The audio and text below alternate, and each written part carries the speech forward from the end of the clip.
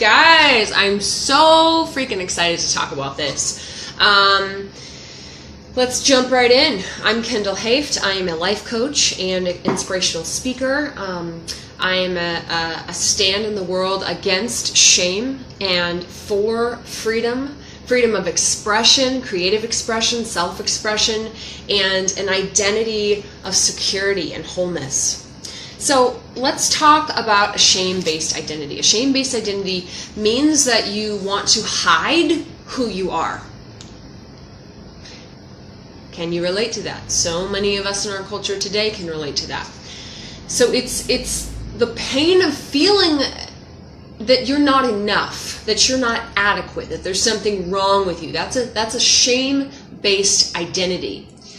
And shame tells us to hide ourselves. Shame says, hide yourself. Ew, ew, ew, ew, ew, I hate shame. A shame-based identity means that you want to hide who you really are. It's this feeling toward others that says, if they really knew me, they wouldn't like it. They wouldn't accept me. So shame causes you to live in fear of being known for who you really are. You guys, I'm going to get super vulnerable because I believe that vulnerability is a tool that can be used to bless and encourage other people. I totally am kind of believing that lie, or sort of living in that lie in regards to church. I have held back my expression. I've done some expression and sort of gently, okay, I'm allowed to dance here, cool. Am I allowed to yelp and yippee and run down the aisles? Am I allowed to run right across the front row? And, I don't know what's going to happen in my freedom because I'm not making the choices. God is moving me. He's moving in and through me. But I've had a hard time releasing my expression because I don't know that I'm going to be accepted. And I think that deep down I'm living in fear of being known for who I truly am. And it's like I have experienced a lot of pain and emotion, hey Kelly, in different church environments where I revealed who I was. I worship God passionately and expressively through dance and movement and adoration and all of this expression. And I've been told, I've been kicked out of churches. I've been told, stay in your seat, ma'am. I've essentially been told that I was too much, that my expression or who I am wasn't acceptable in God's house.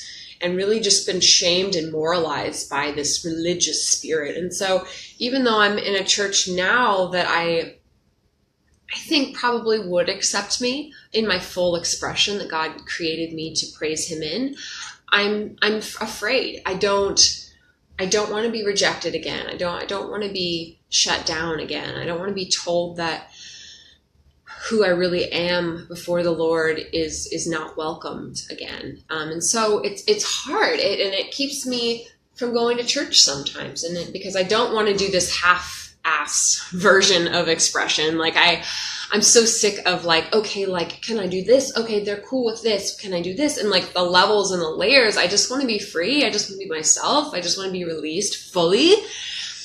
And I sort of avoid environments where I don't feel free, where I don't feel welcome. And not to say that I'm not actually free or that I'm not actually welcome there, but it's like if I don't get this sense that I have permission or that I'm welcomed, I just don't want to hold back anymore. And I find myself holding back in those environments. And so it makes me want to stay away. And I want to work through this shame so that I can go into environments where I was harmed. Like I was hurt and harmed and mistreated in churches. And I want to be able to have the power of identity to go into these same environments and kind of not give enough. You know what I mean? Just be so secure in who I am and so in celebration of who I am that I'm able to just really be free and not be controlled by the possible negative reactions of other people, not be controlled by fear, not be controlled by worry that I might not be approved of or that I'll be talked to or that I'll get in trouble. Because how I grew up was very high achieving. I was the oldest of 5, and it was like I didn't want to get in trouble.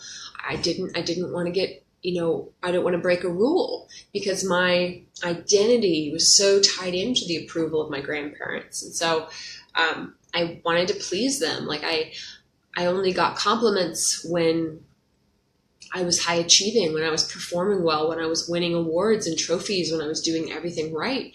And even then, I didn't get a lot of positive verbal affirmation. I didn't get a lot of verbal love. I wasn't really told, I'm proud of you, other than when I achieved something. So what that taught me as a child is that love from them was dependent on my performance. Love from them was dependent on my works, was dependent on my actions.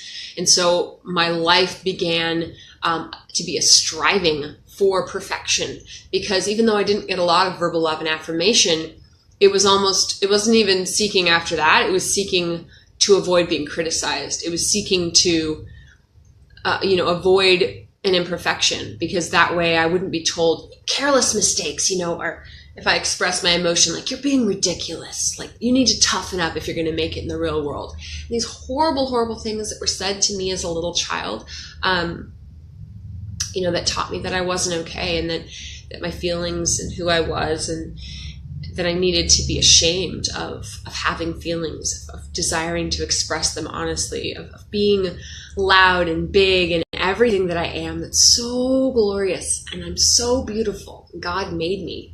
And I just hope that you guys can accept that for your heart and for your life. Okay, so this fear of being known for who you really are causes us to hide. It causes us to avoid eye contact. It causes us to dread or avoid meetings that might threaten. And we learn to wear masks to hide who we really are, whether that be not being open and honest about a struggle or a secret or a sin that's going on in our lives, or feeling like we always have to wear makeup or have our hair done, or that we can't be real, that we can't be honest about all of us, and because we feel like only parts of us are societally accepted. And unfortunately, that's true sometimes. But I'm talking about you accepting yourself on a deep soul level, that you care far less about what society, about what others think, and you actually know and believe deep down that your expression is going to be good. It's going to strengthen, it's going to encourage, it's going to inspire, it's going to benefit those around us. So how we can actually be of service to the world, to the community, to the church, to people around us, to our families, is to be ourselves, our true selves. Because releasing into that is going to help others to flow in that same simple abundance, that same expression, whatever that is for them. It's going to release others and give them permission to walk, sing, dance, laugh, paint, do whatever in freedom. Yeah. Woo. Okay. Feelings and events that trigger pain. So maybe when you were a child, you felt afraid, or, you cried or something. And that parent character basically was like, stop that, stop crying, or stop being angry, and that is so significant, this attack on your identity that made pain and shame and blame seep into the core of who you feel you are. And here are some of the messages. It's the lie that you don't have the right to feel pain. You got to get over that. You got to toughen up. That's a lie. You absolutely have a right to feel pain. And I'm going to tell you something right now. Pain has an effect on the soul. So you have a choice as to how you're going to deal with, handle / overcome pain, because it's going to come out one way or the other, and your feelings are going to come out of you one way or the other.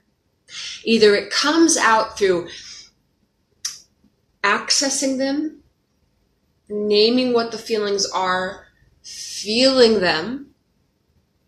I'm angry right now. I'm angry.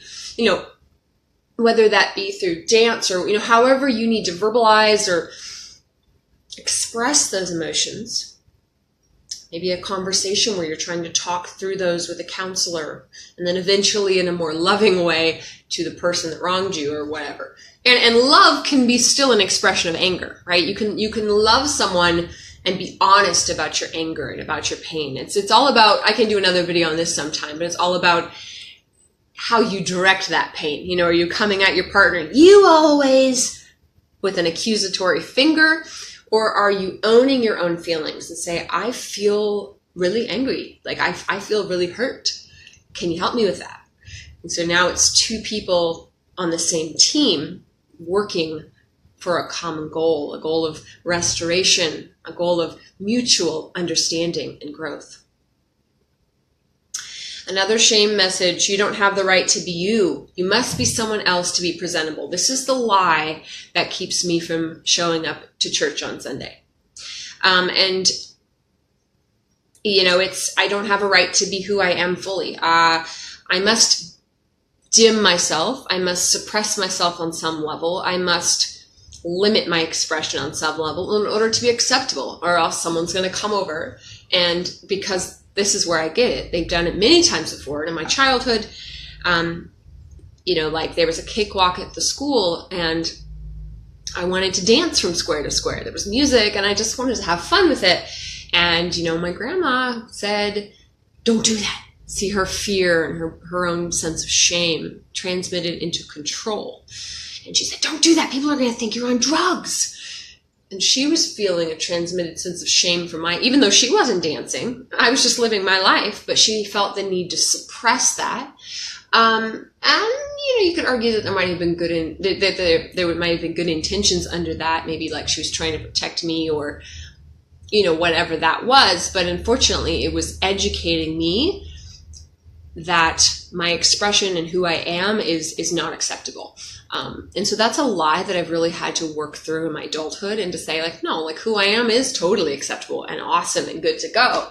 And I am a person that moves. I am a person that if I'm at the park and I feel like dancing, I don't care if there's music or not, like I'm going to do my thing, you know, because that's who I am. I'm a free flowing movement advocate. And my teachers are children. My teachers are, you know, the little 4-year-old at a jazz concert. Maybe it's a hoity-toity jazz concert and you're not supposed to do anything there. He doesn't follow these unspoken societal rules and expectations. He just starts to wiggle, wiggle, wiggle, wiggle. He just loves it and he cannot stay still.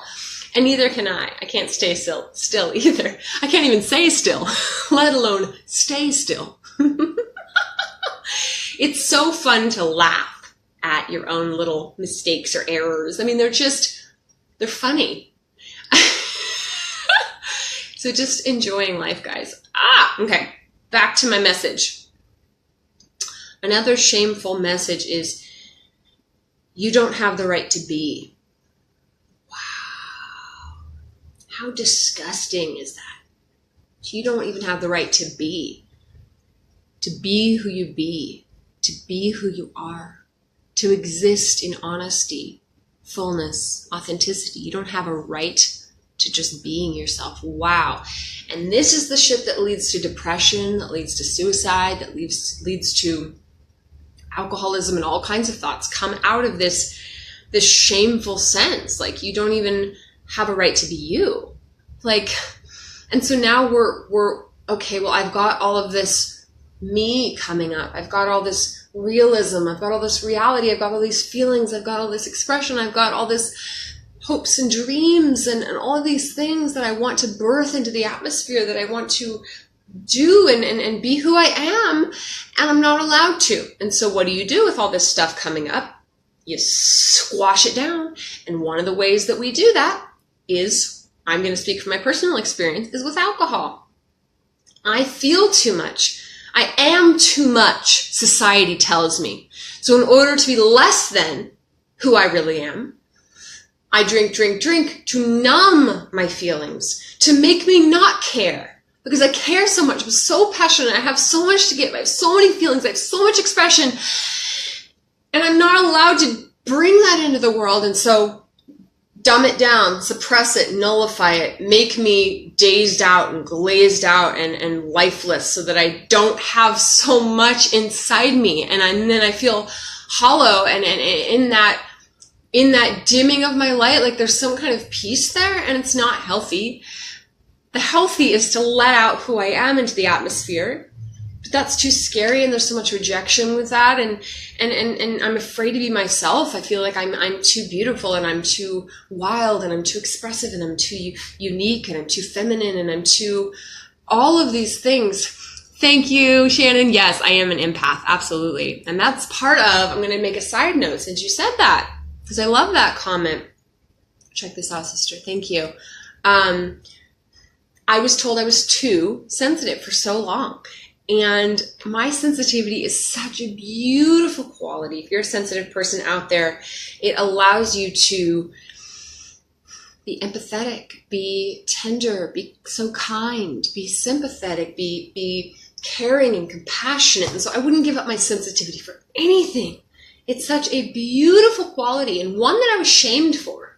All growing up, I was told, you're too weak, you're too sensitive, you're being ridiculous, you need to toughen up, you need to tighten up. Thanks for that website. I'll check that out later. Thanks, Shannon. So let me give you an opportunity, and you can respond in this video. You can respond in the comments below, you can message me, or you can just answer inside of your own self for your own self-study and self-knowledge. So let me create some statements here, and then you can kind of answer yes or no. I often feel ashamed when I see someone do something embarrassing. This one's very interesting. This is transferred shame, because someone else is doing it. That's how deep the shame is that you can't even be around someone that is doing something that you would be embarrassed to do. So this could be you're at the movie theater and someone's really enjoying that movie, and you can't handle that. Whoa, I don't want them to think that this person's with me, or, someone's dancing at the park and you're like, oh gosh, are they coming over here? Like, what the heck are they doing? And that's how deep that rooted sense of shameful identity is. The next one, I feel extremely uncomfortable talking about my parents' addictive behavior, even when others around me seem trustworthy. So we have, in this example, a case of family shame, where we feel ashamed of a secret or something that's hidden in our family. It may not even be us. It's not our addiction. It's not our shame. It's not but we feel that we take that on, and a lot of times children do take on the shame of their parents if they're growing up in a household of addiction or compulsive behavior or other things like that. Next one. I have a strong feeling that my physical presence is extremely different. This embarrasses me. I'm going to answer yes to that one, and the first one too, by the way. Yeah, my physical, I'm freaking 6 foot tall, and I'm like larger than life. And like when I get my cornrows rocking, like, and my makeup, my whatever, my expression, like I'm wearing these crazy things, and I just feel big and freaky. And like I am big and freaky, and I am different. And the thing is, guys, if you're different, like we're all different. Like you were made to shine. You were never made to fit in. You were made to stand apart. You were made to be set apart, to have an impact and a purpose on this earth. So being different and having this strong physical presence is not something to be ashamed of. It's something to celebrate, because it's through that oddity and that distinction that you're going to really shine, be a city on the hill. Put on a candle stand. It didn't just sit there hiding under a bushel. No, I'm going to let it shine. Put up on display. Making a show. Being seen for the glory of God. And because we know that who we are matters. We have a right to take up space on this earth. You deserve to take up space. Yeah, guys, soak it in. Next one, I would rather say nothing than say the wrong thing. And we hold back. We hold back our thoughts. We hold back our feelings. We hold back our opinions. we don't express ourselves because we're afraid that someone's going to disagree. And unfortunately, a lot of people do disagree very disrespectfully. I was afraid to say for the longest time, I voted for Trump. I'm generally, I don't label myself, but I generally vote Republican because I'm so passionate about saving babies and defending the rights of the innocent, pro-life. But I was afraid to say that for the longest time because I'm in an arts community. And a lot of art people are liberals. I'm 30, I'm young, I'm a millennial. A lot of us are into Bernie and like the younger generation. I'm a woman. A lot of women got behind Hillary, partly because she was just a woman. It's like, don't vote for her because of just her sex alone. That's kind of sexism. But anyway, I won't get all political in this video, but hopefully that's a demonstration of how free I feel now to kind of say, like, this is who I am. This is what I think. These are my thoughts and feelings and perspectives and opinions, and they're valid and they have a right to be heard, and I have a right to express myself and let the chips fall, And what's so beautiful is I do have friends that disagree. I have friends that aren't feeling Trump and they're not into it. And, but they're able to still love me and still accept me and still be respectful of me and still respect that I'm not a fool, I'm not a racist, I'm not a bigot, or whatever terms they like to slap on him. But I'm a person that is a thoughtful person, that is intellectual, and I have my own thoughts and I have my own reasons for thinking that. And, I'm going to do the same for them. I'm not going to offer them any less love for disagreeing with my politics. I'm not going to treat them any differently because we disagree. And I'm not even going to get on there and argue with them. There's no way I'm going to sit there and have a disrespectful Facebook thread or anything like that. Now, if someone comes to me and this has happened and they say, why are you voting for him? Or, they'll ask me a specific question. Why do you stand for whatever? In a message, and they're asking very lovingly because they're actually seeking to hear my opinion, then I will engage and I will share my thoughts. But I'm not going to sit there and bash people. And anyway, I got off on a tangent. But this goes with I would rather say nothing than say the wrong thing, and how many of us, because of that shame and that sense of embarrassment, we hold back our thoughts and viewpoints and opinions. And just know on that point that the mature people in the world, the people that you want to associate with anyway, they're going to be able to respect you. They're going to be able to get it. They're going to be able to still be your Facebook friend, even if they disagree with some of your politics or some of your opinions. And this could be beyond politics. This could be you don't want to vaccinate your children, or you choose to use cloth diapers, or you're like, a health nut and you're totally into like green juicing and like maybe even zero waste, like minimalism, or whatever the heck your thing is. Like, your friends are going to be able to let you be and let you do your thing and like support you as a person, even if they don't agree with you. Like, that's diversity, guys. That's unity and diversity. And it's like, can you handle people that don't think like you? Like, a lot of people can't. And I don't need that in my life. I need people that are mature enough and evolved enough to be able to accept differences and distinctions, because I believe that diversity and unity is really the heart of God. Well, that's the Trinity as well. 3 distinct persons that are unified and are one. Okay, next shame thought. Sometimes I cannot believe how relaxed other people appear to be around others. I could never be that way. Is that how you think? Next one. When I go into a restaurant, I do not like to attract attention. Yep, I have struggled with this. And I'm trying to embrace now that, like, I just kind of am going to attract attention. Like, I'm not doing what I do or being who I be because I want attention. I'm not seeking attention in any way. But I'm kind of an attention getter. I mean, that's just part of who I am. I'm just a very shiny soul. And I'm a very different kind of individual.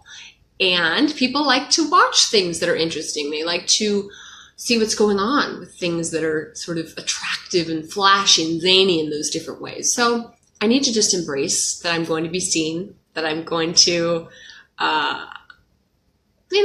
attract attention. And I need to also be at rest with being misunderstood, that others might think I'm oh, she's just seeking attention or whatever. I don't know why that's so bad anyway, but people being confused about my motives as though I'm sort of putting on a show or I'm wearing a mask, when actually me putting on a mask looks like me not attracting attention. Me putting on a mask looks like me muting and dumbing and doling myself down so that hopefully I won't get attention. I'll just try and blend in. That's a mask.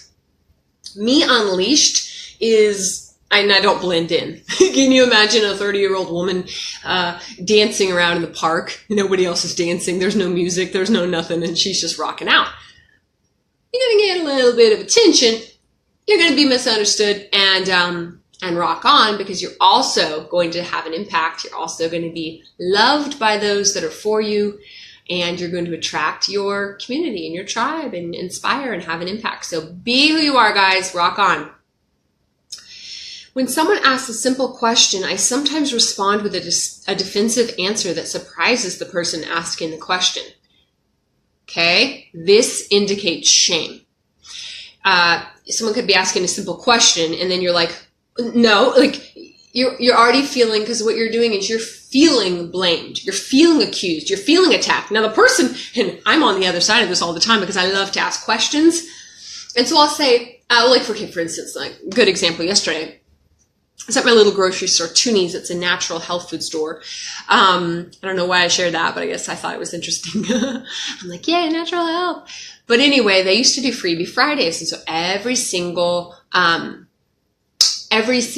they would have a freebie. Like you'd have to buy something, but then you'd get something for free. And it was awesome. So I tried to go there every Friday. Well, I was there yesterday and they didn't have freebie. They're like, oh, that's next week. And so I was confused because it had been every Friday. And so I like to know things. So I was like, oh, is it like, it's not every Friday now? But I wasn't defensive. I wasn't like, oh, so they're not doing it I was just like, oh, so it's not every Friday? And then she was kind of on edge. Like she was almost ready for a fight. She was ready for me to be like, oh, well, that sucks. Or like, oh, why'd you guys do that? Or like she was ready for me to like cop an attitude with her, which I wasn't going to do.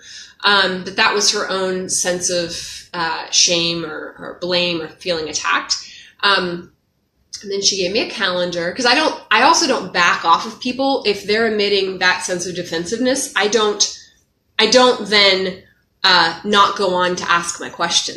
See, because that would be me doing I'd rather say nothing than say the wrong thing. That would be me holding back my genuinely honest curiosity or question just because they can't handle it or they think it's something else. Like I'm not going to hold myself back. So I was like, oh, and so she gave me a calendar and I was like, oh, okay, so it's every month. It's once a month now. And she's like, yeah. She kind of felt like already defensive. So anyway, that would indicate a shame-based identity. And one more shame message. The only way other people can love me is by seeing the only side of me that I want them to see. The only way that someone else can love me is by me only revealing just that part of me that I control. I control the me that goes out into the world. I control this image. It's an image that I feel is going to be accepted more. I'm not going to show them all this underneath. I'm not going to show them, all this, woo, whatever that is. That's really who I am, that the parts of me that I hide from the world, because I won't receive love. I won't receive approval. I won't be celebrated. I won't be accepted if I'm really who I am, if I'm really real. And that's a lie, guys.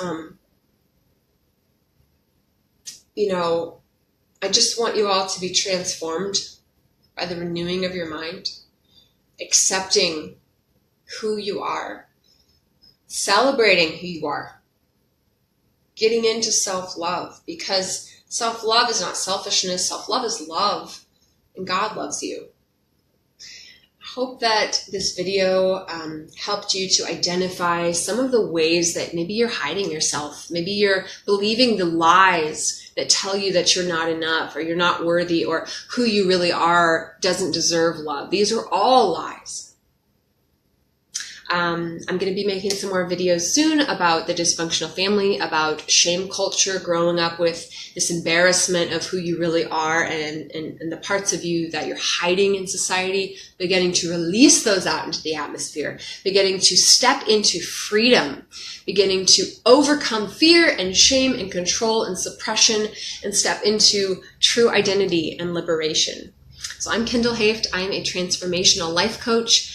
If you want to message me or set up a session with me, I would love to begin working with you. And since I'm just kind of starting out, I'm flexible and willing to kind of work with different finances right now. So if you feel like finance is kind of a block, I know that's been hard for me in my life sometimes. I'm willing to work with you guys at this time. So if you're watching on YouTube right now, feel free to subscribe to my channel for more videos. And like the video if you like it. I'd love that. And feel free to leave a comment so that I can interact with you and see who's watching. I love you guys. Hope and freedom.